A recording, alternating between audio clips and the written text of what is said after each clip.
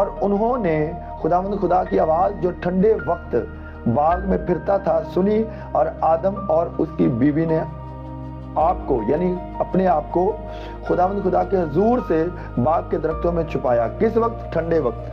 Hallelujah. और वो कहाँ पे थे? वो खुदा की हजूरी में थे। हालेलुया। और खुदा उनसे मिलने के लिए आता था। खुदा किन से मिलने के लिए आता है? किन लोगों से वो मिलने के लिए आता है? वो उन लोगों से मिलने के लिए आता है जो उसकी हजूरी को पाना चाहते हैं, जो उससे मिलना चाहते हैं, जो उसे देखना चाहते हैं। हालेलुया। वो उनसे मिलने आएगा। हालेलुया। मैं वो क्या बात बता रहा हूँ। तो यहाँ पर वो क्या कह रहा है? ठंडे वक्त में। ठंडा वक्त मतलब पीस का वक्त। हालेलुया।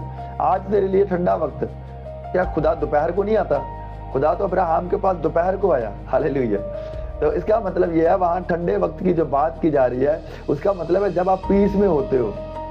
खुदा के लिए सब वक्त ही ठंडा वक्त है।